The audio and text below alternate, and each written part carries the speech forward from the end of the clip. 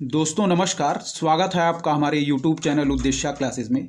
दोस्तों हम लोग घटना चक्र की पुस्तक के तहत आरओ की परीक्षा से संबंधित पूर्व वर्षों की प्रश्नों की जो श्रृंखला देख रहे थे, उसके तहत दोस्तों हम लोगों ने इकोनॉमिक डेवलपमेंट का टॉपिक पूरी तरीके से अच्छी तरीके से कवर कर लिया है, जिससे संबंधित वीडियोस दोस्तों चैनल पर ऑलरेडी अपलोडेड की जा चुकी हैं। ठीक है, आज हम इकोनॉमिक्स का जो पार्ट बी दिया गया है यानी कि सोशल डेवलपमेंट, सामाजिक विकास, उससे संबंधित प्रश्नों को इस वीडियो में कवर करेंगे। ठीक है दोस्तों, चलिए देखते हैं क्या कह रहा है। पहला टॉपिक है दोस्तों हमारा मानव विकास यानी कि ह्यूमन डेवलपमेंट। ठीक है, चलिए पहला प्रश्न ध्यान से देखते हैं क्या कह रहा है हमारा।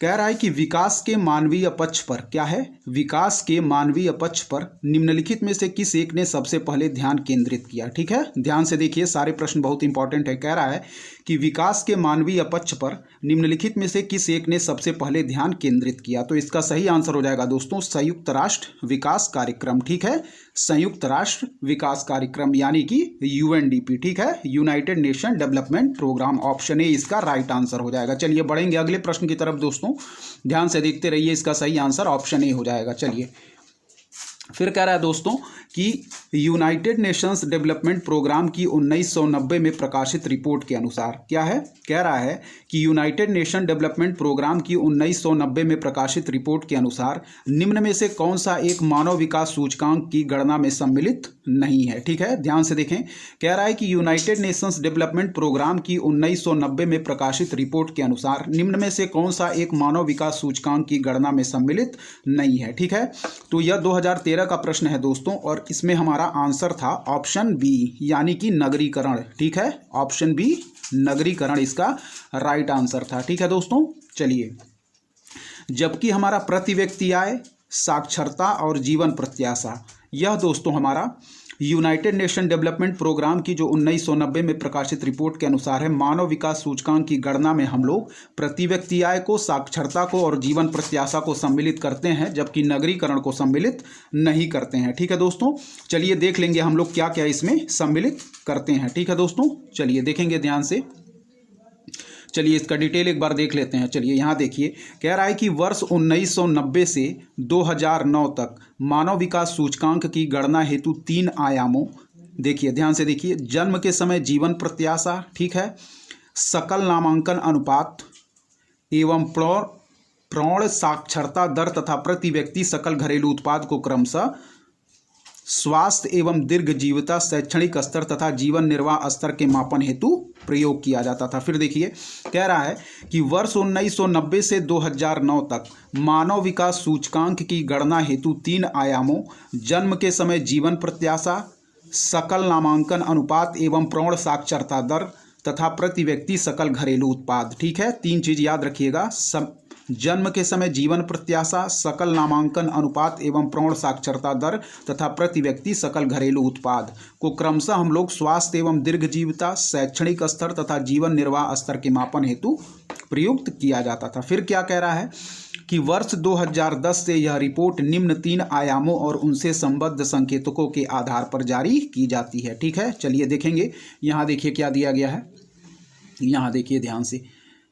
ठीक है, कह रहा है आयाम और संकेतक, देखिए यहाँ कह रहा है स्वास्थ्य, जन्म पर जीवन प्रत्याशा। ठीक है, आयाम स्वास्थ्य है, इसमें संकेतक है जन्म पर जीवन प्रत्याशा। फिर है शिक्षा, इसमें कौन सा संकेतक है, यह है स्कूलावधि के औसत वर्ष, स्कूलावधि के अनुमानित वर्ष। ठीक है, फिर है हमारा जीवन स्तर, तो जीवन स्तर में हम देखते हैं प्रति व्यक्ति आय। ठीक है, फिर देख लेंगे, कह रहा है कि स्वास्थ्य, तो इसके तहत हम लोग देखते हैं संकेतक जन्म पर जीवन प्रत्याशा। फिर है शिक्षा, इसके तहत हम लोग देखते हैं स्कूलावधि के औसत वर्ष और स्कूलावधि के अनुमानित वर्ष। फिर है हमारा जीवन स्तर, जिसके तहत हम लोग प्रति व्यक्ति आय को देखते हैं। ठीक है, चलिए बढ़ेंगे अगले प्रश्न की तरफ दोस्तों, ध्यान से देखते रहिए। कह रहा है कि निम्न राज्यों में से सन 2008 में किसमें उच्चतम मानव विकास सूचकांक था। यह 2008 का डाटा पूछ रहा है दोस्तों। ठीक है, चलिए कह रहा है कि निम्न राज्यों में से सन 2008 में किसमें उच्चतम मानव विकास सूचकांक था। ठीक है, चलिए यहाँ डिटेल देखिए, कह रहा है कि भारत मानव विकास रिपोर्ट यानी कि IHDR 2011 के अनुसार वर्ष 2008 में दिए गए राज्यों में उच्चतम मानव विकास सूचकांक दोस्तों उत्तर प्रदेश 18वां रैंक का था। ठीक है, तो प्रश्नकाल के दौरान इसका सही आंसर क्या हो जाएगा, ऑप्शन ए यानी कि उत्तर प्रदेश। ठीक है, फिर है कह रहा है कि इसके बाद क्रमशः झारखंड था 19वें नंबर पर, बिहार था 21वें नंबर पर तथा उड़ीसा था 22वां का स्थान। ठीक है, अब चलिए अपडेटेड डाटा देखते हैं।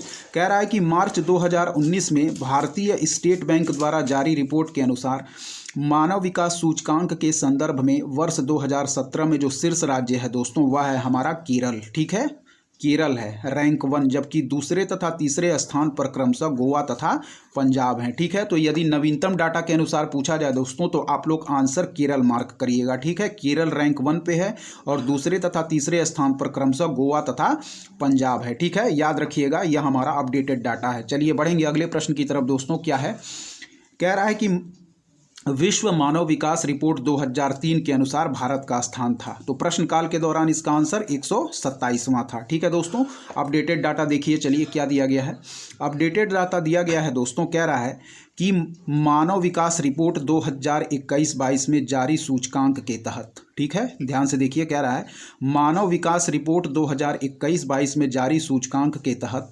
191 देशों की सूची में भारत का स्थान कितना था, 132वां। ठीक है, फिर कह रहा है कि मानव विकास रिपोर्ट 2020 में 189 देशों की सूची में भारत 131वें स्थान पर था। फिर कह रहा है जबकि वर्ष 2019 की सूची में यह कौन से स्थान पर था, 129वें स्थान पर। ठीक है, तो यदि हम बात करें 2021-22 की तो भारत का स्थान क्या था, 132वां था। यदि बात करें हम दोस्तों 2020 की तो भारत का स्थान था 131वां, और यदि बात करें 2019 की तो भारत की रैंक थी 129। ठीक है, 2021-22 में कितनी रैंक, 132, 2020 में रैंक थी 131 और हमारी 2019 में रैंक थी 129। ठीक है, ध्यान रखिएगा आप लोग, अपडेटेड डाटा के अनुसार हम लोगों ने देख लिया है। चलिए बढ़ेंगे अगले प्रश्न की तरफ दोस्तों। अगला प्रश्न हमारा क्या कह रहा है देखेंगे ध्यान से। ठीक है, चलिए बढ़ेंगे अगले प्रश्न की तरफ दोस्तों, देखते हैं क्या कह रहा है अगला प्रश्न। चलिए बढ़ेंगे, चलिए दोस्तों ध्यान से देखिए क्या कह रहा है। 5वां नंबर प्रश्न कह रहा है कि निम्नलिखित में से कौन सा एक मानव पूंजी निर्माण पर प्रत्यक्ष प्रभाव नहीं डालेगा। ठीक है, क्या है, कह रहा है कि निम्नलिखित में से कौन सा एक मानव पूंजी निर्माण पर प्रत्यक्ष प्रभाव नहीं डालेगा। तो इसका राइट आंसर हो जाएगा दोस्तों सिंचाई। ठीक है, सिंचाई। जबकि हमारे मानव पूंजी निर्माण पर दोस्तों प्रत्यक्ष प्रभाव डालेगा वह है शिक्षा, चिकित्सकीय देखभाल और प्रशिक्षण। ठीक है, जो नहीं डालेगा हमारे मानव पूंजी निर्माण पर प्रत्यक्ष प्रभाव हुआ है दोस्तों हमारा सिंचाई, ऑप्शन डी यानी कि इरिगेशन। ठीक है, ऑप्शन डी राइट आंसर हो जाएगा। चलिए बढ़ेंगे अगले प्रश्न की तरफ दोस्तों। ध्यान से देखिए अगला प्रश्न क्या कह रहा है कि निम्नलिखित में से किसने सकल राष्ट्रीय सुख को प्रगति का सूचक चुना है। क्या है, निम्नलिखित में से किसने सकल राष्ट्रीय सुख को प्रगति का सूचक चुना है। ठीक है दोस्तों, तो इसका राइट आंसर क्या हो जाएगा, ग्रॉस नेशनल हैप्पीनेस को सुख को प्रगति का सूचक चुना है, सकल राष्ट्रीय सुख को यानी कि ग्रॉस नेशनल हैप्पीनेस को। तो इसका राइट आंसर हो जाएगा दोस्तों ऑप्शन ए यानी कि भूटान। ठीक है, जिसकी राजधानी क्या है दोस्तों, थिम्पू। ठीक है, निम्नलिखित में से किसने सकल राष्ट्रीय सुख को प्रगति का सूचक चुना है। तो इसका राइट आंसर हो जाएगा भूटान। ठीक है, ग्रॉस नेशनल हैप्पीनेस। चलिए बढ़ेंगे दोस्तों अगले प्रश्न की तरफ। क्या दिया गया हमारा अगला प्रश्न, 7वां नंबर प्रश्न देखेंगे। कह रहा है कि भारतीय सामाजिक संरचना के मुख्य लक्षण है। क्या है, भारतीय सामाजिक संरचना के मुख्य लक्षण हैं। तो इसका सही आंसर हम लोग देखेंगे क्या दिया गया है। तो भारतीय सामाजिक संरचना के मुख्य लक्षण है दोस्तों ग्रामों में अधिक जनसंख्या। ठीक है, फिर कह रहा है कि विभिन्न धर्म। ठीक है, फिर कह रहा है कि विभिन्न जातियां, जबकि निर्धनता दिया गया है यह हमारा नहीं होगा। ठीक है, तो भारतीय सामाजिक संरचना के मुख्य लक्षण क्या क्या हैं, ग्रामों में अधिक जनसंख्या, पहला पॉइंट हमारा सही दिया गया है। फिर कह रहा है कि विभिन्न धर्म, यह भी पॉइंट हमारा सही है। फिर है विभिन्न जातियां, यह भी पॉइंट हमारा सही है। राइट आंसर हो जाएगा दोस्तों ऑप्शन ए यानी कि 1, 2 और 3 इसका बिल्कुल सही आंसर है। ठीक है, चलिए बढ़ेंगे अगले प्रश्न की तरफ दोस्तों, ध्यान से देखते रहिए, सारे प्रश्न बहुत इंपॉर्टेंट है। कह रहा है कि हाल ही में पहला लैंगिक सामाजिक मानक सूचकांक निम्नलिखित में से किसके द्वारा जारी किया गया है। ठीक है, कह रहा है कि हाल ही में पहला लैंगिक सामाजिक मानक सूचकांक निम्नलिखित में से किसके द्वारा जारी किया गया है। तो इसका राइट आंसर होगा दोस्तों वह है हमारा संयुक्त राष्ट्र विकास कार्यक्रम यानी कि यूएनडीपी के द्वारा। ठीक है, यूएनडीपी के द्वारा दोस्तों हाल ही में पहला लैंगिक सामाजिक मानक सूचकांक जारी किया गया है। ठीक है, याद रखिएगा ऑप्शन डी इसका बिल्कुल राइट आंसर है। ठीक है, चलिए बढ़ेंगे अगले प्रश्न की तरफ दोस्तों।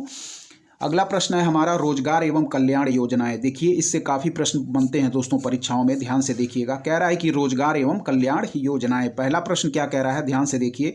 कह रहा है कि निम्नलिखित में से कौन सा कार्यक्रम ग्रामीण अवस्थापना विकास कोष के अंतर्गत नहीं आता है। क्या है, निम्नलिखित में से कौन सा कार्यक्रम ग्रामीण अवस्थापना विकास कोष के अंतर्गत नहीं आता है। ठीक है दोस्तों, तो इसका राइट आंसर हो जाएगा ग्रामीण उद्योग। ठीक है, ग्रामीण उद्योग इसका राइट आंसर हो जाएगा। जबकि ग्रामीण जलापूर्ति, ग्रामीण सड़कें, ग्रामीण विद्युतीकरण दोस्तों यह ग्रामीण अवस्थापना विकास कोष के अंतर्गत आता है। ठीक है, तो कह रहा है कि निम्नलिखित में से कौन सा कार्यक्रम ग्रामीण अवस्थापना विकास कोष के अंतर्गत नहीं आता, तो वह है हमारा ग्रामीण उद्योग। जबकि ग्रामीण जलापूर्ति, ग्रामीण सड़कें और ग्रामीण विद्युतीकरण इसके तहत कवर किया जाता है। ठीक है दोस्तों, ऑप्शन डी इसका राइट आंसर हो जाएगा। चलिए बढ़ेंगे अगले प्रश्न की तरफ, ध्यान से देखते रहिए क्या प्रश्न कह रहा है।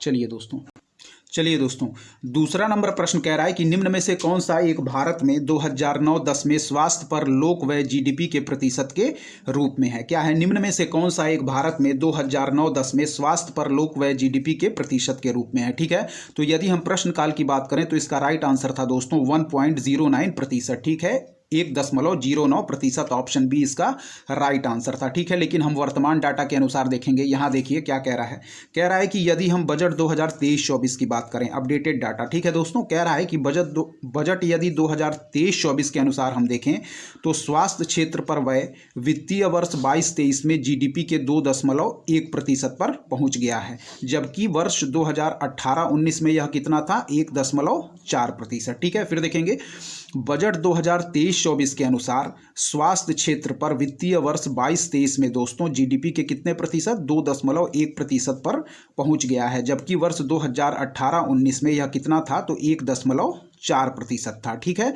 तो अपडेटेड डाटा आप लोग याद रखिएगा। ठीक है, 22-23 में जीडीपी के 2.1% पर, जबकि 18-19 में यह 1.4% था। ठीक है, अपडेटेड डाटा ही दोस्तों परीक्षाओं में पूछा जाएगा। चलिए बढ़ेंगे अगले प्रश्न की तरफ। तीसरा नंबर प्रश्न क्या कह रहा है दोस्तों, ध्यान से देखिए। योजनाएं काफ़ी पूछी जाती हैं परीक्षाओं में, चलिए हम लोग सुमेल करेंगे इसको। क्या है, कह रहा है कि सर्व शिक्षा अभियान। ठीक है दोस्तों, तो सर्व शिक्षा अभियान स्टार्ट किया गया था हमारा 2001 में। ठीक है, आप लोग ईयर याद रखिए, ईयर बार बार सुमेल करने को परीक्षाओं में पूछा जाता है। कह रहा है कि सर्व शिक्षा अभियान, तो यह स्टार्ट किया गया था दोस्तों 2001 में। फिर कह रहा है कि साक्षर भारत मिशन, तो साक्षर भारत मिशन स्टार्ट किया गया था दोस्तों 2009 में। फिर कह रहा है ऑपरेशन ब्लैक बोर्ड, तो ऑपरेशन ब्लैक बोर्ड स्टार्ट किया गया था दोस्तों 1987 में। फिर कह रहा है कि राष्ट्रीय साक्षरता मिशन, यह स्टार्ट किया गया था दोस्तों 1988 में। ठीक है, फिर देखिए कह रहा है कि सर्व शिक्षा अभियान, तो सर्व शिक्षा अभियान स्टार्ट किया गया था दोस्तों 2001 में। साक्षर भारत मिशन स्टार्ट किया गया था दोस्तों 2009 में। क्या है, साक्षर भारत मिशन स्टार्ट किया गया था 2009 में। ऑपरेशन ब्लैक बोर्ड स्टार्ट किया गया था 1987 में, और राष्ट्रीय साक्षरता मिशन 1988 में। ठीक है, फिर देख लेंगे सर्व शिक्षा अभियान 2009, सर्व शिक्षा अभियान दोस्तों 2001, साक्षर Bharat mission 2009, operation black board 1987, राष्ट्रीय साक्षरता मिशन 1988। इसका राइट आंसर हो जाएगा दोस्तों ऑप्शन ए। ठीक है, हम लोगों ने सही सुमेल कर लिया। चलिए बढ़ेंगे अगले प्रश्न की तरफ दोस्तों। क्या है, चलिए देखेंगे यहाँ ध्यान से। चौथा नंबर प्रश्न क्या कह रहा है, कह रहा है कि निम्न में से कौन सा एक सामाजिक संरक्षण कार्यक्रम नहीं है। क्या है, निम्न में से कौन सा एक सामाजिक संरक्षण कार्यक्रम नहीं है। यहाँ ध्यान से देखें आप लोग। ठीक है दोस्तों, तो इसका राइट आंसर हो जाएगा स्वर्ण जयंती शहरी रोजगार योजना। ठीक है, स्वर्ण जयंती शहरी रोजगार योजना इसका बिल्कुल राइट आंसर हो जाएगा। क्या कह रहा है कि निम्न में से कौन सा एक सामाजिक संरक्षण कार्यक्रम नहीं है, तो इसका राइट आंसर है कि स्वर्ण जयंती शहरी रोजगार योजना दोस्तों एक सामाजिक संरक्षण कार्यक्रम नहीं है। जबकि आम आदमी बीमा योजना, राष्ट्रीय स्वास्थ्य बीमा योजना, असंगठित वर्कर्स सामाजिक सुरक्षा अधिनियम दोस्तों यह एक सामाजिक संरक्षण कार्यक्रम है। जबकि ऑप्शन सी स्वर्ण जयंती शहरी रोजगार योजना यह एक हमारा सामाजिक संरक्षण कार्यक्रम नहीं है दोस्तों। ठीक है, चलिए बढ़ेंगे अगले प्रश्न की तरफ। इसका राइट आंसर ऑप्शन सी हो जाएगा। चलिए देखेंगे क्या कह रहा है। पांचवा नंबर प्रश्न कह रहा है कि निम्नलिखित में से व्यवसाय का सामाजिक उद्देश्य है। क्या है, निम्नलिखित में से व्यवसाय का सामाजिक उद्देश्य है, तो इसका राइट आंसर हो जाएगा दोस्तों ऑप्शन बी रोजगार सृजन। ठीक है, रोजगार सृजन। ठीक है, निम्नलिखित में से व्यवसाय का सामाजिक उद्देश्य क्या है दोस्तों, तो ऑप्शन बी इसका राइट आंसर हो जाएगा रोजगार सृजन। ठीक है दोस्तों, चलिए बढ़ेंगे अगले प्रश्न की तरफ। ध्यान से देखते रहिए, सारे प्रश्न बहुत इंपॉर्टेंट है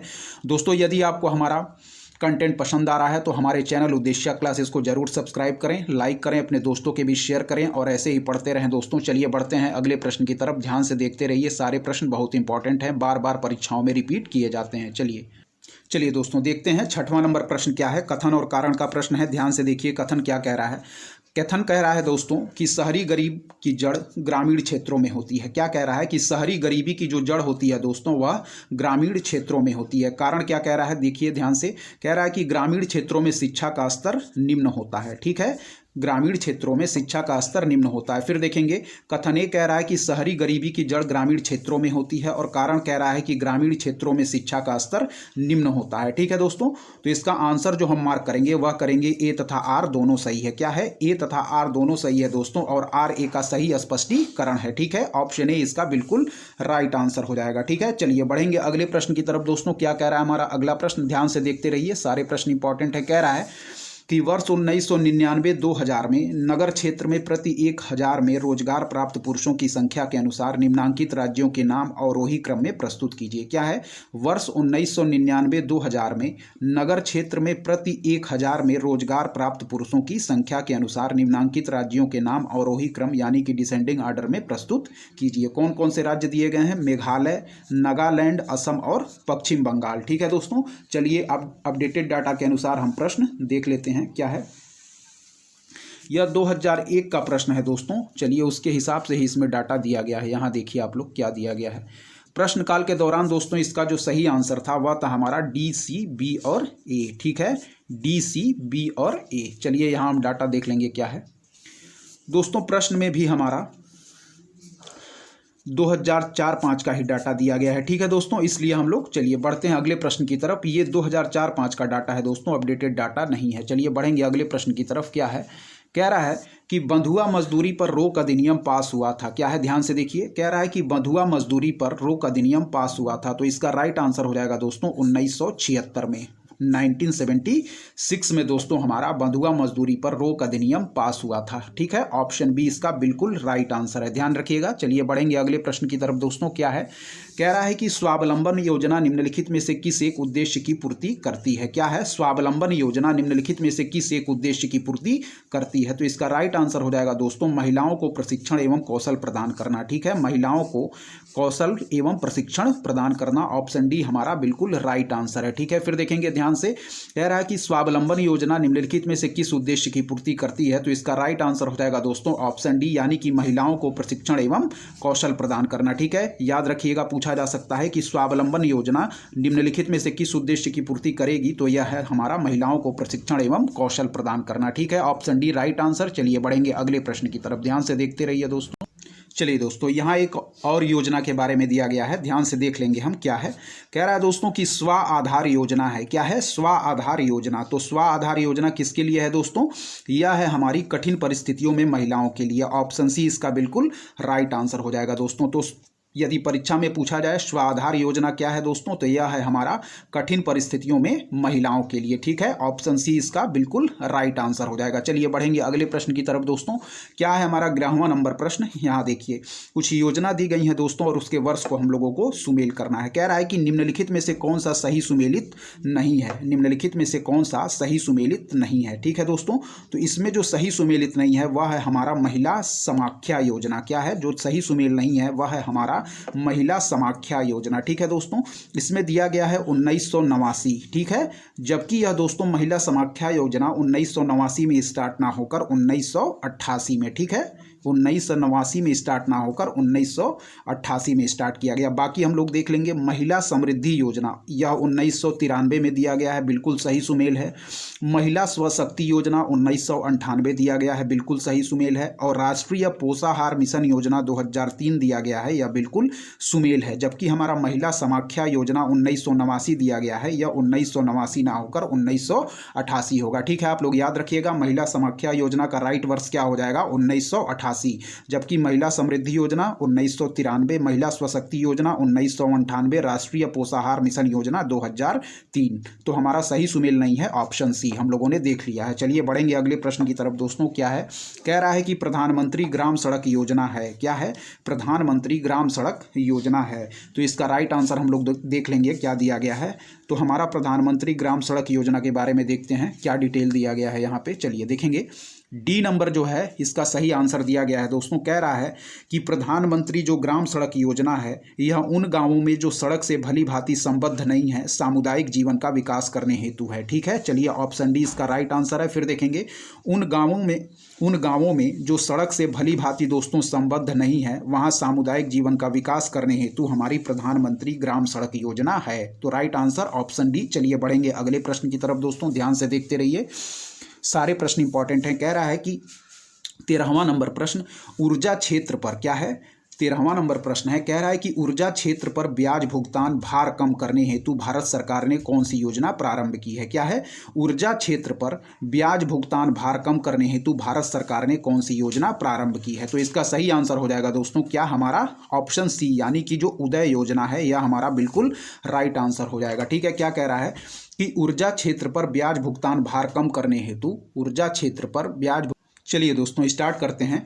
कह रहा है कि ऊर्जा क्षेत्र पर ब्याज भुगतान क्या है, ऊर्जा क्षेत्र पर ब्याज भुगतान भार कम करने हेतु भारत सरकार ने कौन सी योजना प्रारंभ की है दोस्तों, तो यह उदय योजना है। ठीक है दोस्तों, यह काफ़ी लेटेस्ट प्रश्न है दोस्तों, यह प्रश्न यूपी आरओ मेंस 2021 में पूछा गया प्रश्न है। ठीक है, तो याद रखिएगा आगामी परीक्षाओं में भी ये प्रश्न पूछे जा सकते हैं। ठीक है, चलिए बढ़ेंगे दोस्तों अगले प्रश्न की तरफ। 14वां नंबर प्रश्न क्या है, ध्यान से देखते रहिए, सारे प्रश्न बहुत ही इंपॉर्टेंट हैं दोस्तों। चलिए देखते हैं। चलिए दोस्तों 14वां नंबर प्रश्न क्या कह रहा है, ध्यान से देखिए। कह रहा है कि संगम योजना का उद्देश्य है, ठीक है, कह रहा है कि संगम योजना का उद्देश्य है दोस्तों, तो इसका राइट आंसर दिया गया है विकलांगों की सहायता। ठीक है, संगम योजना का उद्देश्य है दोस्तों विकलांगों की सहायता। ठीक है दोस्तों, और यह कब आरंभ की गई थी, यह आरंभ की गई थी 15 अगस्त 1996 में। ठीक है, डेट भी याद रखिएगा, कभी कभी डेट भी पूछा जा सकता है। तो संगम योजना का उद्देश्य है दोस्तों विकलांगों की सहायता, डी हमारा राइट आंसर होगा। चलिए बढ़ेंगे अगले प्रश्न की तरफ दोस्तों। फिर कह रहा है कि संगम योजना का मुख्य उद्देश्य है, क्या है, संगम योजना का मुख्य उद्देश्य। देखिए दोस्तों प्रश्न रिपीट किया है, यह 2006 का प्रश्न था और इसको फिर से हमारा यहाँ पे देखिए 2021 यूपी आरओ प्री में रिपीट किया गया है, इसलिए पूर्व वर्षों के प्रश्न दोस्तों बहुत ही इंपॉर्टेंट है, ये बार बार रिपीट किए जाते हैं। सारे प्रश्नों को आप लोग ध्यान से देखते रहिए। ठीक है, देखिए हम लोगों ने अभी संगम योजना पढ़ा और ये 2021 में फिर रिपीट किया गया है प्रश्न। चलिए देखिए, संगम योजना का मुख्य उद्देश्य है, हम लोगों ने अभी देखा किस चीज़ के लिए दोस्तों, तो विकलांगों की कल्याण वृद्धि करना। ठीक है, विकलांगों की कल्याण वृद्धि करना संगम योजना का मुख्य उद्देश्य है। ठीक है, देखिए बस इन्होंने स्टेटमेंट बदला है, यहाँ देखिए स्टेटमेंट क्या दिया गया है, यहाँ दिया गया है संगम योजना का उद्देश्य है विकलांगों की सहायता। ठीक है, यहाँ देखिए संगम योजना का उद्देश्य है विकलांगों की सहायता, जबकि अगले प्रश्न में देखिए इन्होंने स्टेटमेंट बस थोड़ा सा चेंज किया है। यहाँ देखिए कह रहा है कि संगम योजना का संबंध है विकलांगों की कल्याण वृद्धि करना। ठीक है दोस्तों, तो प्रश्न रिपीट किए जाते हैं। चलिए बढ़ेंगे दोस्तों अगले प्रश्न की तरफ। क्या कह रहा है, कह रहा है कि Atal mission for rejuvenation and urban transformation जो अमृत योजना है, क्या है, Atal mission for rejuvenation and urban transformation Amrut योजना से संबंधित कुछ कथन दिए गए हैं और उनके बारे में प्रश्न में पूछा जा रहा है। फिर देखें जो हमारी अमृत योजना है जिसका फुल फॉर्म क्या है, Atal mission for rejuvenation and urban transformation. ठीक है, योजना है। चलिए देखेंगे क्या दिया गया इसके बारे में पूछ रहा है। कह रहा है कि इस मिशन के अंतर्गत 400 शहरों को रखा गया है। क्या है, इस मिशन के अंतर्गत 400 शहरों को रखा गया है। ठीक है, फिर कह रहा है कि अमृत योजना में देश की 60% नगरीय आबादी को समाहित किया गया है। ठीक है, फिर देखेंगे इस मिशन के अंतर्गत 400 शहरों को रखा गया है और अमृत योजना में देश की 60% नगरीय आबादी को समाहित किया है। तो इसमें दोस्तों इस मिशन के अंतर्गत 400 शहरों को जो दिया गया है यह हमारा गलत है। ठीक है दोस्तों, 400 शहर ना होकर ये हमारा हो जाएगा 500। ठीक है, यहाँ 400 शहर ना होकर 500 हो जाएगा, तो पहला स्टेटमेंट हमारा गलत हो जाएगा। ठीक है, फिर कह रहा है कि अमृत योजना में देश की 60% नगरीय आबादी को समाहित किया गया है, तो यह स्टेटमेंट हमारा बिल्कुल सही दिया गया है दोस्तों। ठीक है, तो हमारा राइट आंसर क्या होगा आप लोग बताएं, ऑप्शन बी केवल 2 हो जाएगा। ठीक है दोस्तों, तो चलिए बढ़ेंगे। याद रखिएगा कि अटल मिशन फॉर जो rejuvenation and urban transformation Amrut योजना के बारे में क्या कथन, अगर ये स्टेटमेंट दे दिया जाए तो इस मिशन के अंतर्गत दोस्तों 500 शहरों को रखा गया है, यह हमारा बिल्कुल सही है। फिर कह रहा है कि अमृत योजना में देश की 60% नगरीय आबादी को समाहित किया गया है। ठीक है दोस्तों, और इसका शुभारंभ इस योजना का कब किया गया था? तो यह शुभारंभ दोस्तों प्रधानमंत्री नरेंद्र मोदी द्वारा 25 जून 2015 को नई दिल्ली में किया गया था। ठीक है, याद रखिएगा, प्रधानमंत्री नरेंद्र मोदी द्वारा 25 जून 2015 को नई दिल्ली में किया गया था। ठीक है दोस्तों, चलिए बढ़ेंगे अगले प्रश्न की तरफ। अगला प्रश्न ध्यान से देखिए, बहुत इंपॉर्टेंट है। सारे प्रश्न दोस्तों रिपीट हो सकते हैं, आगामी परीक्षाओं में इसमें से प्रश्न पूछे जा सकते हैं। चलिए बढ़ेंगे। 17वां नंबर प्रश्न कह रहा है दोस्तों, निम्नलिखित कार्यक्रमों में से कौन स्वर्ण जयंती ग्राम स्वरोजगार योजना में सम्मिलित नहीं किया गया है? क्या है? निम्नलिखित कार्यक्रमों में से कौन स्वर्ण जयंती ग्राम स्वरोजगार योजना में सम्मिलित नहीं किया गया है दोस्तों? तो इसका सही आंसर हो जाएगा ऑप्शन डी, JRY। ठीक है, JRY दोस्तों। ठीक है, तो यहाँ दिया गया है कि निम्नलिखित कार्यक्रमों में से कौन स्वर्ण जयंती ग्राम स्वरोजगार योजना में सम्मिलित नहीं किया गया है दोस्तों? तो यह हो जाएगा हमारा JRY। ठीक है, JRY योजना जो है दोस्तों वह हमारी स्वर्ण जयंती ग्राम स्वरोजगार योजना में सम्मिलित नहीं किया गया है। ऑप्शन डी इसका बिल्कुल राइट आंसर हो जाएगा दोस्तों। ठीक है, चलिए बढ़ेंगे अगले प्रश्न की तरफ। सारे प्रश्न इंपॉर्टेंट है, ध्यान से देखते रहिए। क्या है अगला प्रश्न, देखेंगे यहाँ क्या कह रहा है। चलिए, यहाँ दोस्तों पूछ रहा है कि मनरेगा के लिए वित्तीय वर्ष 2009-10 में बजट आवंटन पूछ रहा है। 2009-10 के अनुसार दोस्तों क्या इसका सही आंसर था? यह था 39,000 करोड़। हम वर्तमान डाटा देखेंगे क्योंकि हमारे लिए वर्तमान डाटा ज़्यादा इंपॉर्टेंट है। चलिए देखेंगे क्या है दोस्तों। चलिए यहाँ देखिए, कह रहा है कि बजट अनुमान 2023-24 में क्या है? बजट अनुमान 2023-24 में मनरेगा हेतु कितने 60,000 करोड़ रुपए का प्रावधान है। जबकि यदि बात करें दोस्तों हम वर्ष 22-23 की तो 89,400 करोड़ रुपए, तथा वर्ष यदि 22-23 की बजट अनुमान की बात करें तो 73,000 करोड़ रुपए अनुमानित था। जबकि यदि 21-22 की बात करें तो 98,468 करोड़ रुपए था। ठीक है, चलिए तो आप लोग एकदम नया अपडेटेड डाटा याद रखिएगा कि 2023-24 में दोस्तों मनरेगा हेतु 60,000 करोड़ रुपए का प्रावधान है। ठीक है, यदि प्रश्न परीक्षा में पूछा जाए तो आप लोग यह नवीनतम अपडेटेड डाटा याद रखिएगा कि 2023-24 में मनरेगा हेतु 60,000 करोड़ रुपए का प्रावधान किया गया था। जबकि यदि हम बात करें वर्ष 22-23 में संशोधित अनुमान की तो 89,400 करोड़ रुपए, जबकि यदि 22-23 में बजट अनुमान की बात करें तो 73,000 करोड़ रुपए अनुमानित था, और 21-22 में 98,468। लेकिन अपडेटेड आप याद रखिएगा 60,000 करोड़ रुपए। चलिए बढ़ेंगे अगले प्रश्न की तरफ दोस्तों। ध्यान रखिए, यहाँ कह रहा है कि सामुदायिक विकास कार्यक्रम कब लागू किया गया था। ठीक है, यहाँ डेट पूछ रहा है, कह रहा है कि सामुदायिक विकास कार्यक्रम कब लागू किया गया था। तो इसका राइट आंसर हो जाएगा दोस्तों अक्टूबर 2, 1952। ठीक है, अक्टूबर 2, 1952। ठीक है, अक्टूबर 2 को हम महात्मा गांधी की जयंती मनाते हैं। चलिए बढ़ेंगे दोस्तों अगले प्रश्न की तरफ, देखेंगे क्या कह रहा है। कह रहा है कि सामुदायिक विकास कार्यक्रम जिसे 2 अक्टूबर 1952 से प्रारंभ किया गया ने रास्ता तैयार किया। क्या है? सामुदायिक विकास कार्यक्रम जिसे 2 अक्टूबर 1952 से प्रारंभ किया गया ने रास्ता तैयार किया। किसके लिए रास्ता तैयार किया दोस्तों? तो यह है पंचायती राज के संगठन के लिए। ठीक है, पंचायती राज के संगठन के लिए। ठीक है दोस्तों, सामुदायिक विकास कार्यक्रम जिसे 2 अक्टूबर 1952 से प्रारंभ किया गया ने रास्ता तैयार किया। तो किसके लिए? पंचायती राज के संगठन का। ठीक है, पंचायती राज के संगठन का। ठीक है दोस्तों, और भारत में पंचायती राज किसकी अनुशंसा पे स्थापित किया गया दोस्तों? तो वह स्थापित किया गया बलवंत राय मेहता समिति की अनुशंसा पे 1957 में। ठीक है दोस्तों, चलिए बलवंत राय मेहता समिति हमारी 1957 में गठित की गई थी। ठीक है दोस्तों, और इनके अनुशंसा के आधार पर 2 अक्टूबर 1959 को हमारा पंचायती राज भारत में लागू किया गया। ठीक है दोस्तों, चलिए बढ़ेंगे अगले प्रश्न की तरफ। क्या है देखेंगे, ध्यान से देखते रहिए, सारे प्रश्न बहुत ही इंपॉर्टेंट हैं। चलिए बढ़ते हैं दोस्तों। ठीक है, चलिए दोस्तों शुरू करते हैं। कह रहा है कि निम्नलिखित घटनाओं योजनाओं पर विचार कीजिए और काल क्रमानुसार व्यवस्थित कीजिए। चलिए ठीक है दोस्तों, यह ROARO प्री 2021 का नवीनतम प्रश्न है। चलिए ध्यान से देखिएगा।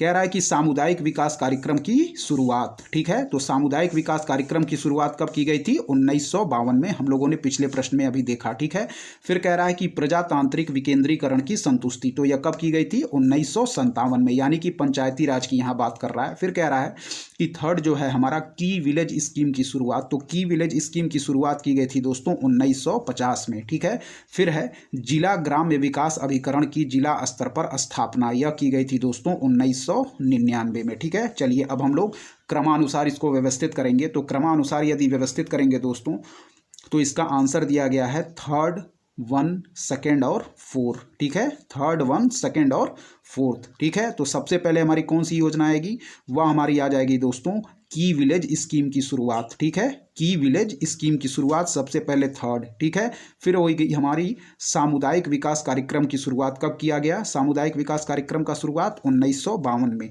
फिर हो जाएगा दोस्तों हमारा कौन सा, यह हो जाएगा प्रजातांत्रिक विकेंद्रीकरण की संतुष्टि कब की गई, 1957 में। तो 2 नंबर फिर हो जाएगा हमारा जिला ग्राम्य विकास अभिकरण की जिला स्तर पर स्थापना, हमारा चौथा नंबर, ठीक है। हम लोगों ने डेट यहाँ पे देख लिया है। चलिए बढ़ेंगे अगले प्रश्न की तरफ, आप लोग डेट से एक बार फिर देख लीजिएगा प्रश्न को। चलिए यहाँ पे दिया गया है सी नंबर हमारा क्रम होगा 3, 1, 2 और 4, ठीक है दोस्तों। चलिए बढ़ेंगे अगले प्रश्न की तरफ, ये आरओ 2021 का प्रश्न है। चलिए बढ़ेंगे अगले प्रश्न की तरफ। क्या है, कह रहा है कि राष्ट्रीय ग्रामीण विकास संस्थान स्थित है, इंस्टीट्यूट कहाँ पे स्थित है दोस्तों, यह पूछ रहा है, याद रखिएगा आप लोग। कह रहा है कि राष्ट्रीय ग्रामीण विकास संस्थान स्थित है, तो राष्ट्रीय ग्रामीण विकास संस्थान स्थित है दोस्तों आंध्र प्रदेश की राजधानी हैदराबाद में, ठीक है। ऑप्शन डी इसका बिल्कुल राइट आंसर हो जाएगा। राष्ट्रीय ग्रामीण विकास संस्थान कहाँ स्थित है दोस्तों, हैदराबाद में, ठीक है। चलिए बढ़ेंगे अगले प्रश्न की तरफ। यहाँ एक अभियान के बारे में पूछा जा रहा है, 23वां नंबर कह रहा है कि सबरी संकल्प अभियान का संबंध है। क्या है, सबरी संकल्प अभियान का संबंध है, तो देखेंगे किस चीज से यह संबंधित है, सबरी संकल्प अभियान हमारा। चलिए देखेंगे डी नंबर प्रश्न क्या कह रहा है। इसका आंसर दिया गया है राष्ट्रीय पोषण अभियान से, ठीक है। यह भी हमारा नवीनतम प्रश्न है दोस्तों। कह रहा है कि सबरी संकल्प योजना राष्ट्रीय पोषण अभियान से। चलिए इसका डाटा देखेंगे, ध्यान से डिटेल देख लें। कह रहा है कि सबरी संकल्प अभियान दोस्तों राष्ट्रीय पोषण अभियान से संबंधित है और इस योजना का उद्देश्य है दोस्तों कुपोषण मिटाना। और यह अभियान कहाँ, उत्तर प्रदेश में चलाया जा रहा है, ठीक है, अपने यूपी का है दोस्तों, इसको ध्यान से रखिएगा। कह रहा है कि सबरी संकल्प अभियान राष्ट्रीय पोषण अभियान से संबंधित है और इस योजना का उद्देश्य दोस्तों कुपोषण मिटाना है। यह अभियान दोस्तों कहाँ चलाया जा रहा है, उत्तर प्रदेश में चलाया जा रहा है। तो यदि परीक्षा में पूछा जाए कि सबरी संकल्प अभियान किससे संबंधित है, तो याद रखिएगा राष्ट्रीय पोषण अभियान, जिसका उद्देश्य क्या है, कुपोषण को मिटाना। चलिए बढ़ेंगे अगले प्रश्न की तरफ। 24वां नंबर प्रश्न क्या कह रहा है दोस्तों, कह रहा है निम्न में से कौन सी योजनाएं कौशल विकास से संबंधित हैं। क्या है, निम्न में से कौन सी योजनाएं, यह भी आरओ 2021 का नवीनतम प्रश्न है। कह रहा है निम्न में से कौन सी योजनाएं कौशल विकास से संबंधित हैं, ठीक है दोस्तों। तो ध्यान रखिए, कह रहा है कि स्ट्राइब, संकल्प और श्रेयस, ठीक है। तो इसमें से जो दोस्तों हमारी कौशल विकास से संबंधित हैं वह स्ट्राइड संबंधित नहीं है, केवल संबंधित जो है वह है हमारी स्ट्राइब, संकल्प और श्रेयस, ठीक है। याद रखिएगा स्ट्राइब, संकल्प और श्रेयस, स्ट्राइड हमारी संबंधित नहीं है दोस्तों, ठीक है। चलिए यहाँ पे हमारा राइट आंसर हो जाएगा ऑप्शन सी, यानी कि 2, 3 और 4। स्ट्राइड हमारा संबंधित नहीं होगा, स्ट्राइब, श्रेयस और संकल्प, ठीक है। चलिए यहाँ देख लें, स्ट्राइब, संकल्प तथा श्रेयस नामक योजनाएं दोस्तों कौशल विकास से संबंधित हैं, जबकि जो स्ट्राइड है इसकी फुल फॉर्म क्या दी गई है, देखें। स्ट्राइड क्या है, scheme for trans disciplinary research for India's developing economy. क्या है, scheme for trans disciplinary research for India's developing economy की शुरुआत विश्वविद्यालय अनुदान आयोग द्वारा की गई थी, ठीक है। चलिए यहाँ देखें, स्ट्राइड जो है दोस्तों यह सामाजिक रूप से प्रासंगिक, स्थानीय रूप से आवश्यकता आधारित और राष्ट्रीय विश्व स्तर पर महत्वपूर्ण अनुसंधान परियोजनाओं को प्रदान करेगा। शेष सभी दोस्तों जो योजनाएं हैं, यानी कि स्ट्राइब, संकल्प और श्रेयस, यह हमारी कौशल विकास से हैं, जबकि स्ट्राइड कौशल विकास से संबंधित नहीं है, याद रखिएगा। चलिए बढ़ेंगे अगले प्रश्न की तरफ।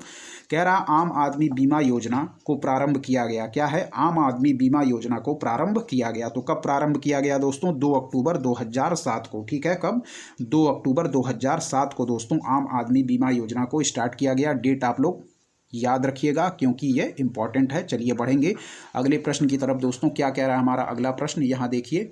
चलिए 26वें नंबर प्रश्न की तरफ बढ़ते हैं दोस्तों। क्या कह रहा है 26वां नंबर प्रश्न, कह रहा है कि राष्ट्रीय ग्रामीण स्वास्थ्य मिशन किस पंचवर्षीय योजना में शुरू किया गया। क्या है, राष्ट्रीय ग्रामीण स्वास्थ्य मिशन किस पंचवर्षीय योजना में शुरू किया गया। तो दोस्तों राष्ट्रीय ग्रामीण स्वास्थ्य मिशन 10वीं पंचवर्षीय योजना, जो कि वर्ष 2002 से 2007 तक चली, के समय अप्रैल 2005 में आरंभ किया गया था। इसका राइट आंसर हो जाएगा दोस्तों ऑप्शन सी, ठीक है। इसका right answer option C.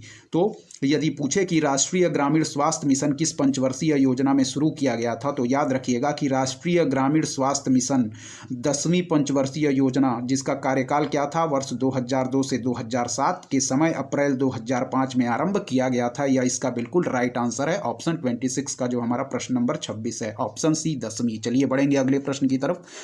27वां number प्रश्न है दोस्तों, आश्रय बीमा योजना का उद्देश्य क्या है। ठीक है, क्या कह रहा है कि आश्रय बीमा योजना का उद्देश्य क्या है। तो आश्रय बीमा योजना का उद्देश्य है दोस्तों, ऑप्शन डी इसका राइट आंसर है। क्या दिया गया है, कह रहा है कि ऐसे कामगारों को जो बेरोजगार हों गए हों को सामाजिक सुरक्षा उपलब्ध कराना। क्या है, आश्रय बीमा योजना का उद्देश्य है दोस्तों, ऐसे कामगारों को जो बेरोजगार हो गए हों सामाजिक सुरक्षा उपलब्ध कराना है। ठीक है, तो आश्रय बीमा योजना का डिटेल यहाँ देखेंगे। कह रहा है कि आश्रय बीमा योजना 10 अक्टूबर 2001 को प्रारंभ की गई थी। ठीक है, इस योजना का उद्देश्य काम अथवा नौकरी छूट जाने के कारण प्रभावित कर्मचारियों को सुरक्षा प्रदान करना है। दोस्तों परीक्षा में आप लोग ये मत सोचिएगा कि यह पुरानी योजना है तो पूछी नहीं जाएगी। कभी कभी दोस्तों पुरानी योजना भी परीक्षाओं में पूछ ली जाती है। ठीक है दोस्तों, 2001 की यह योजना है, लेकिन हमारी आगामी परीक्षाओं के लिए यह इंपॉर्टेंट है। ठीक है, चलिए बढ़ेंगे अगले प्रश्न की तरफ दोस्तों, 28वें नंबर प्रश्न की तरफ। कह रहा है कि निम्न में से किसे आप ग्राम तेभल्ली से संबंध करेंगे जो सितंबर 2010 में चर्चा में था। ठीक है, क्या है, निम्न में से किसे आप ग्राम तेभल्ली से संबद्ध करेंगे जो सितंबर 2010 में चर्चा में था। किस लिए, तो यह था दोस्तों हमारी एक बहुत ही महत्वपूर्ण योजना, आधार परियोजना के लिए। ठीक है, कह रहा है निम्न में से किसे आप ग्राम तेभल्ली से संबद्ध करेंगे जो सितंबर 2010 में चर्चा में था। तो आप लोग याद रखिएगा ऑप्शन सी, आधार परियोजना। ठीक है दोस्तों, चलिए बढ़ेंगे अगले प्रश्न की तरफ दोस्तों। क्या कह रहा है हमारा अगला प्रश्न, देखते रहिए, सारे प्रश्न बहुत ही महत्वपूर्ण। अब चलिए यहाँ डिटेल देखिए दोस्तों, तेभल्ली गांव क्यों, यहाँ देखिए सितंबर 2010 में दोस्तों महाराष्ट्र के नंदुरबार जिले का तेभल्ली गांव, क्या है, सितंबर 2010 में महाराष्ट्र के नंदुरबार जिले का जो तेभल्ली गांव चर्चा में क्यों था, क्योंकि यहाँ पर विशिष्ट पहचान प्राधिकरण की बहुप्रतीक्षित आधार परियोजना की सर्वप्रथम शुरुआत हुई थी। ठीक है दोस्तों, याद रखिएगा, यह आगामी परीक्षाओं में भी पूछा जा सकता है। प्रश्न इंपॉर्टेंट है क्या, कि सितंबर 2010 में महाराष्ट्र के नंदुरबार जिले का तेभल्ली गांव दोस्तों चर्चा में इसलिए था क्योंकि यहां पर विशिष्ट पहचान प्राधिकरण की जो बहुप्रतीक्षित आधार परियोजना है को सर्वप्रथम शुरुआत की गई थी। ठीक है, इस गांव से, तेभल्ली गांव से, जो कि कहाँ स्थित है, महाराष्ट्र के नंदुरबार जिले में। चलिए बढ़ेंगे अगले प्रश्न की तरफ दोस्तों। कह रहा है कि केंद्रीय सरकार ने बालिका शिशु के लिए जो योजना जारी की है उसका नाम क्या है। कह रहा है केंद्रीय सरकार ने बालिका शिशु के लिए जो योजना जारी की है उसका नाम क्या है। तो इसका राइट आंसर हो जाएगा दोस्तों धनलक्ष्मी। ऑप्शन सी क्या है, धनलक्ष्मी।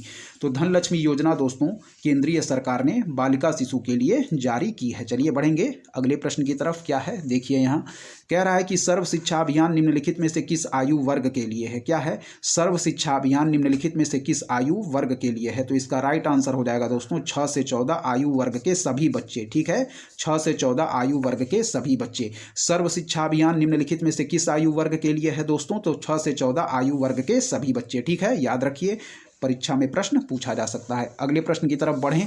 कह रहा है कि राजीव जो आवास योजना है इसका लक्ष्य क्या है। कह रहा है कि राजीव आवास योजना का लक्ष्य क्या है दोस्तों, तो इसका सही आंसर है दोस्तों जो मलिन बस्ती हैं उनको मलिन बस्ती से दोस्तों भारत को मुक्त करना। ठीक है, तो राजीव आवास योजना का लक्ष्य क्या है, मलिन बस्ती मुक्त भारत। ठीक है, मलिन बस्ती मुक्त भारत। चलिए बढ़ेंगे अगले प्रश्न की तरफ, राइट आंसर ऑप्शन बी। ठीक है, 32वां नंबर प्रश्न देखें ध्यान से।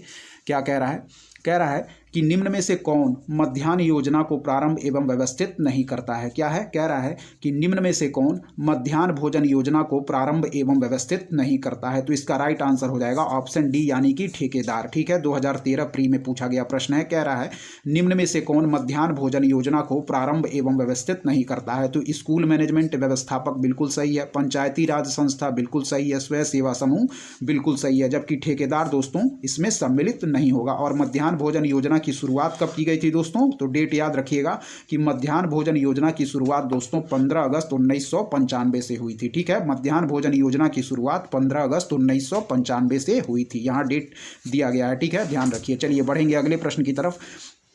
कह रहा है कि निम्नांकित में से कौन एक न्यूनतम आवश्यकता कार्यक्रम के अंतर्गत नहीं है। क्या है, निम्नांकित में से कौन एक न्यूनतम आवश्यकता कार्यक्रम के अंतर्गत नहीं है। तो इसका सही आंसर हो जाएगा दोस्तों सामाजिक वानिकी। ठीक है, सोशल फॉरेस्ट्री। ठीक है, कह रहा है कि निम्नांकित में से कौन एक न्यूनतम आवश्यकता कार्यक्रम के अंतर्गत नहीं है। तो इसका राइट आंसर हो जाएगा दोस्तों ऑप्शन बी सामाजिक वानिकी। ठीक है, ऑप्शन बी सामाजिक वानिकी, सोशल फॉरेस्ट्री। और भारत में दोस्तों न्यूनतम आवश्यकता कार्यक्रम की शुरुआत कब की गई थी? तो याद रखिएगा 5वीं पंचवर्षीय योजना के दौरान। यह भी परीक्षा में पूछा जा सकता है, ठीक है।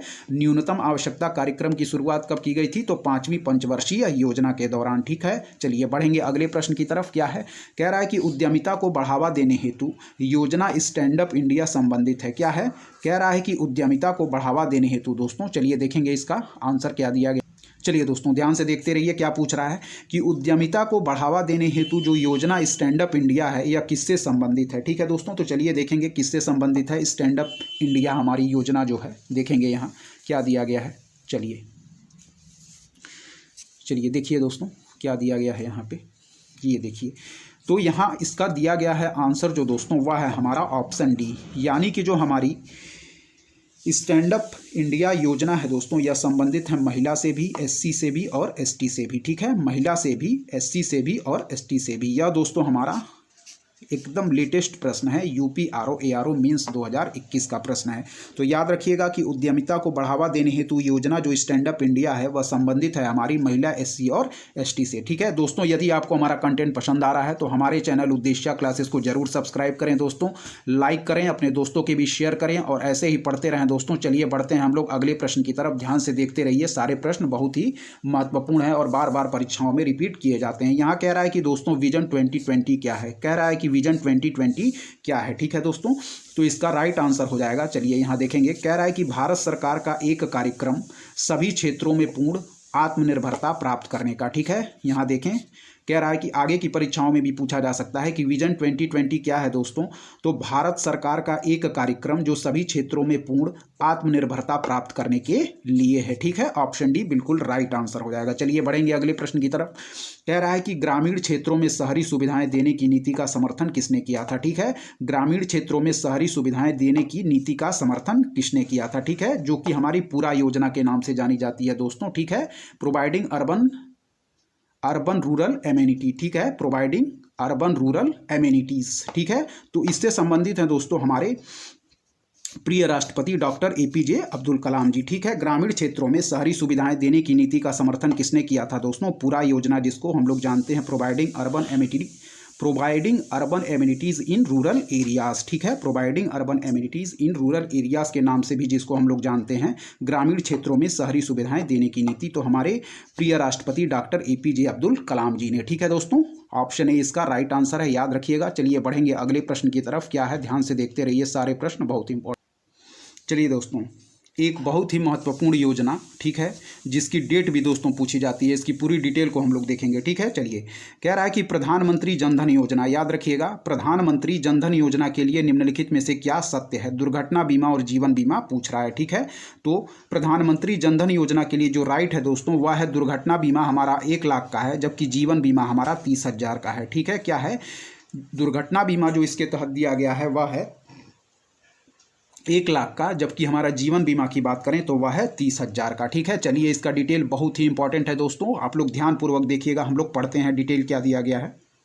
चलिए डिटेल यहाँ देखिए। कह रहा है कि प्रधानमंत्री जनधन योजना, ठीक है, प्रधानमंत्री जनधन योजना का जो औपचारिक शुभारंभ है वह प्रधानमंत्री नरेंद्र मोदी ने कब किया था? डेट याद रखिए, डेट कई बार परीक्षाओं में पूछा जा चुका है, 28 अगस्त 2014। डेट याद रखिए 28 अगस्त 2014 को।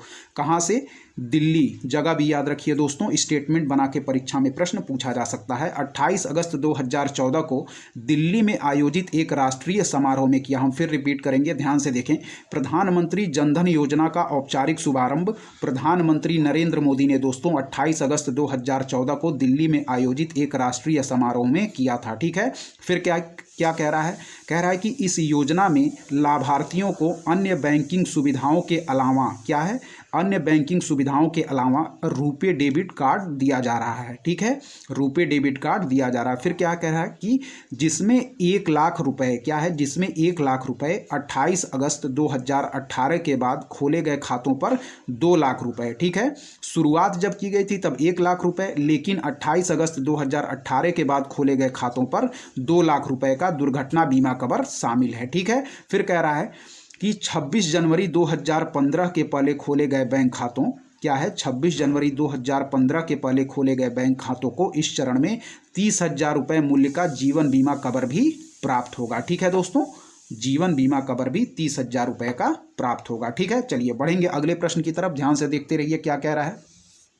कह रहा है कि प्रधानमंत्री श्रम पुरस्कार प्रदान किए जाते हैं। क्या है, प्रधानमंत्री श्रम पुरस्कार प्रदान किए जाते हैं। तो इसका राइट आंसर होगा, ध्यान से देखें, केंद्र तथा राज्य के सार्वजनिक उद्यमों तथा निजी क्षेत्र के चयनित विनिर्माण इकाइयों के कार्यरत कर्मचारियों को प्रधानमंत्री श्रम पुरस्कार किसे प्रदान किए जाते हैं। ध्यान से देखें, केंद्र तथा राज्य के सार्वजनिक उद्यमों तथा निजी क्षेत्र के चयनित विनिर्माण इकाइयों के कार्यरत कर्मचारियों को। फिर देखेंगे, केंद्र तथा राज्य के सार्वजनिक उद्यमों तथा निजी क्षेत्र के चयनित विनिर्माण इकाइयों के कार्यरत कर्मचारियों को। ऑप्शन डी इसका बिल्कुल राइट आंसर है। चलिए 39 नंबर प्रश्न की तरफ बढ़ेंगे, ध्यान से देखें, निम्न में से किस शहर को राष्ट्रीय धरोहर शहर विकास और संवर्धन योजना के अंतर्गत शामिल नहीं किया गया है। ठीक है, निम्न में से किस शहर को राष्ट्रीय धरोहर शहर विकास और संवर्धन योजना के अंतर्गत शामिल नहीं किया गया है, जिसको हम लोग हृदय योजना के नाम से भी जानते हैं, यानी कि heritage city development and augmentation योजना। ठीक है, हृदय योजना का फुल फॉर्म क्या है, याद रखिएगा, heritage city development and augmentation योजना। ठीक है दोस्तों, यह कब प्रारंभ की गई थी, तो यह प्रारंभ की गई थी दोस्तों, हमारी हृदय योजना जो थी वह 21 जनवरी 2015 को नई दिल्ली में तत्कालीन केंद्रीय शहरी एवं विकास मंत्री एम वेंकैया नायडू जी के द्वारा। ठीक है, तो इसमें जो आंसर हो जाए कि निम्न में से किस शहर को राष्ट्रीय धरोहर शहर विकास और संवर्धन योजना के अंतर्गत शामिल नहीं किया गया है, तो यह हमारा सही आंसर हो जाएगा ऑप्शन ए आगरा। ठीक है, ऑप्शन ए हमारा राइट आंसर हो जाएगा। चलिए बढ़ेंगे अगले प्रश्न की तरफ, ध्यान से देखते रहिए, सारे प्रश्न इंपॉर्टेंट है। 40वां नंबर प्रश्न क्या कह रहा है, कह रहा है कि निम्नांकित में से कौन सा एक सही सुमेलित है। क्या है, निम्नलिखित में से कौन सा एक सही सुमेलित है, तो इसका सही आंसर हो जाएगा दोस्तों हमारा इटावा पायलट प्रोजेक्ट। क्या है, इटावा पायलट प्रोजेक्ट अल्बर्ट मायर। ठीक है, जो सही सुमेल है वह है हमारा इटावा पायलट प्रोजेक्ट अल्बर्ट मायर। ठीक है, याद रखिएगा आप लोग। बढ़ेंगे अगले प्रश्न की तरफ, 41वां नंबर प्रश्न है दोस्तों, कह रहा है कि निम्नलिखित राज्यों में से किसने ई राशन कार्ड सेवा सर्वप्रथम प्रारंभ की। क्या है, निम्नलिखित राज्यों में से किसने ई राशन कार्ड सेवा सर्वप्रथम प्रारंभ की। यह दोस्तों एकदम लेटेस्ट प्रश्न यूपी आरओ प्री 2021 का प्रश्न है, तो याद रखिएगा कि ई राशन कार्ड सेवा सर्वप्रथम दिल्ली ने प्रारंभ किया था। ठीक है, ऑप्शन डी यहाँ बिल्कुल राइट आंसर हो जाएगा। चलिए बढ़ेंगे अगले प्रश्न की तरफ दोस्तों, क्या दिया गया है यहाँ देखिए, गरीबी। कह रहा है कि तेंदुलकर समिति ने भारत में गरीबी रेखा के नीचे की जनसंख्या का निम्न में से कौन सा अनुपालन आकलित किया। क्या है, कह रहा है कि तेंदुलकर समिति ने भारत में गरीबी रेखा के नीचे की जनसंख्या का निम्न में से कौन सा अनुपात आकलित किया, तो इसका राइट आंसर है 37.2 37.2। चलिए इसका डिटेल देख लेते हैं क्या दिया गया है, ध्यान से देखते रहिए। चलिए दोस्तों, कह रहा है कि तेंदुलकर समिति ने वर्ष 2004-05 में भारत में गरीबी रेखा के नीचे की जनसंख्या को 37.2% आकलित किया था, और योजना आयोग के जो नवीनतम आंकड़ों के अनुसार दोस्तों यह दर वर्ष 2011-12 तेंदुलकर प्रविधि में 21.9% है। ठीक है, चलिए बढ़ेंगे अगले प्रश्न की तरफ। यहाँ देखिए, कह रहा है कि गरीबी रेखा से नीचे जीवन यापन करने वाली जनसंख्या के अनुमान के नए मानक निर्धारित करने के लिए भारत सरकार ने एक समिति गठित की थी, निम्न में से इस समिति का कौन अध्यक्ष थे। क्या है, फिर कह रहा है कि गरीबी रेखा से नीचे जीवन यापन करने वाली जनसंख्या के अनुमान के नए मानक निर्धारित करने के लिए भारत सरकार ने एक समिति गठित की थी, निम्न में से इस समिति के कौन अध्यक्ष थे, तो इसका सही आंसर ऑप्शन सी यानी कि सुरेश तेंदुलकर। ठीक है, सुरेश तेंदुलकर। और यह समिति कब गठित की गई थी, 2005 में, डेट याद रखिएगा। चलिए बढ़ेंगे अगले प्रश्न की तरफ। कथन और कारण है, कह रहा है कथन कि भारत में अमीर व गरीब दोनों ही कुपोषित हैं। क्या है, भारत में अमीर व गरीब दोनों ही कुपोषित हैं। कारण क्या कह रहा है कि अमीर गलत भोजन खाते हैं और गरीब रूखा सूखा भोजन करते हैं। ठीक है, भारत में कथन कह रहा है कि भारत में अमीर व गरीब दोनों ही कुपोषित हैं, तो यह स्टेटमेंट बिल्कुल सही है। कारण आर कह रहा है कि अमीर गलत भोजन खाते हैं और गरीब रूखा सूखा भोजन करते हैं, तो कारण भी हमारा सही है दोस्तों। कारण कथन की सही व्याख्या करता है, इसका राइट आंसर ऑप्शन ए हो जाएगा। ए और आर दोनों सही हैं तथा आर ए की सही व्याख्या करता है। चलिए बढ़ेंगे अगले प्रश्न की तरफ दोस्तों, क्या है हमारा चौथा नंबर प्रश्न, ध्यान से देखें। कह रहा है कि निम्नलिखित में से किसको गरीबी का सामाजिक सूचक नहीं समझा जाता है। क्या है, निम्नलिखित में से किसको गरीबी का सामाजिक सूचक नहीं समझा जाता है, तो इसका राइट आंसर होगा परिवहन के साधनों की कम संख्या। क्या है, परिवहन के साधनों की कम संख्या। याद रखिए, निम्नलिखित में से किसे गरीबी का सामाजिक सूचक नहीं समझा जाता, तो यह हो जाएगा परिवहन के साधनों की कम संख्या। ऑप्शन ए इसका बिल्कुल राइट आंसर हो जाएगा, परिवहन के साधनों की कम संख्या। ठीक है, जबकि सामाजिक सूचक समझा जाता है निरक्षरता का स्तर, स्वास्थ्य देखभाल तक पहुंच की कमी और रोजगार के अवसरों की कमी। ठीक है दोस्तों, चलिए बढ़ेंगे अगले प्रश्न की तरफ। क्या है हमारा अगला प्रश्न, पूछ रहा है कि 11वीं पंचवर्षीय योजना का वर्ष 2012 तक गरीबी अनुपात को कितने प्रतिशत घटाने का लक्ष्य है। क्या है, 11वीं पंचवर्षीय योजना का वर्ष 2012 तक गरीबी अनुपात को कितने प्रतिशत घटाने का लक्ष्य है। तो इसका सही आंसर हो जाएगा ऑप्शन सी, यानी कि 10%। ठीक है दोस्तों, चलिए बढ़ेंगे अगले प्रश्न की तरफ। क्या है, कह रहा है कि भारत में गरीबी अनुमानों का आधार है। क्या है, भारत में गरीबी अनुमानों का आधार है। तो इसका सही आंसर हो जाएगा दोस्तों परिवार का उपभोग व्यय। ठीक है, भारत में गरीबी अनुमानों का आधार क्या है, परिवार का उपभोग व्यय। ऑप्शन सी इसका बिल्कुल राइट आंसर हो जाएगा, परिवार का उपभोग व्यय, ऑप्शन सी। चलिए बढ़ेंगे अगले प्रश्न की तरफ।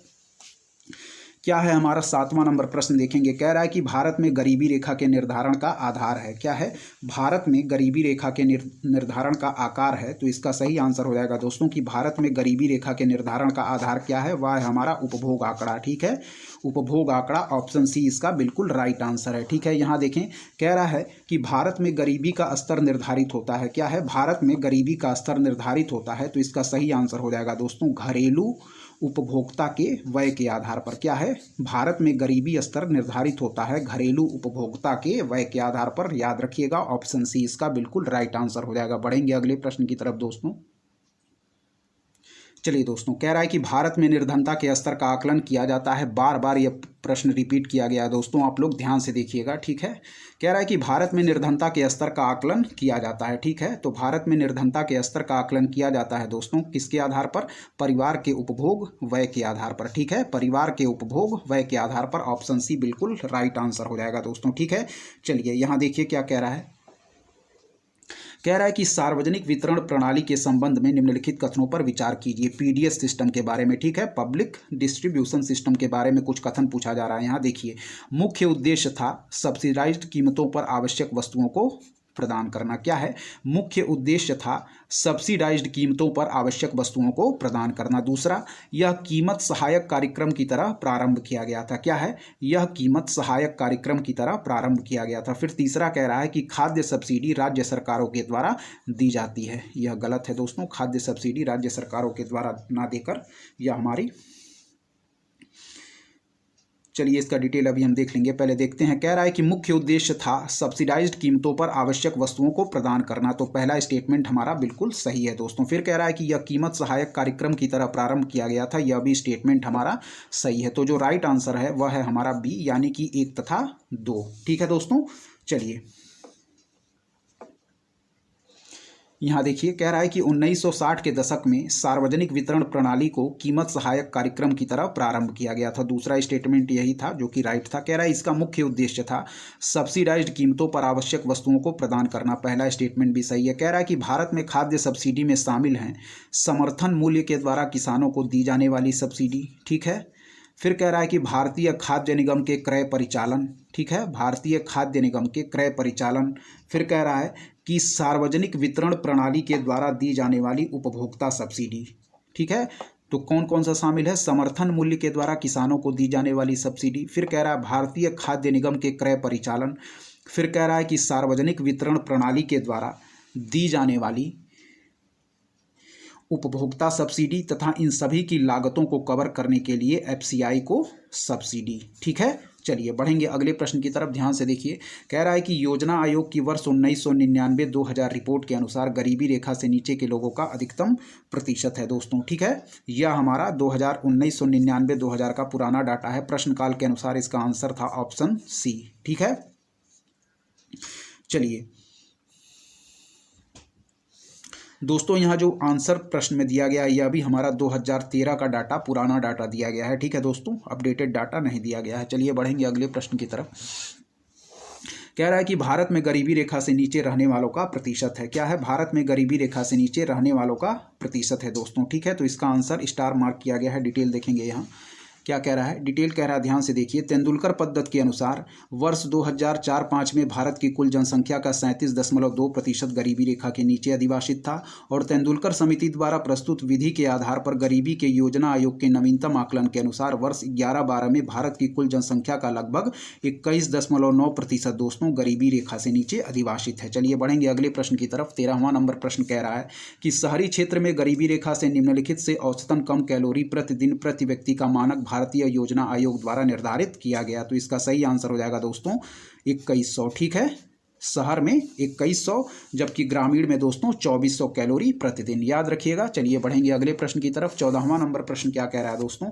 14वां नंबर प्रश्न कह रहा है कि निम्नलिखित में से कौन सा कार्यक्रम ग्रामीण भारत में गरीबी दूर करने हेतु था? क्या है? निम्नलिखित में से कौन सा कार्यक्रम ग्रामीण भारत में गरीबी दूर करने हेतु था? तो इसका सही आंसर हो जाएगा दोस्तों, यानी कि IRDP। IRDP इसका फुल फॉर्म क्या था? Integrated rural development programme. IRDP का फुल फॉर्म क्या था? तो यह था इंटीग्रेटेड रूरल डेवलपमेंट प्रोग्राम। फिर था हमारा ट्राइसेम। ट्राइसेम का फुल फॉर्म क्या था?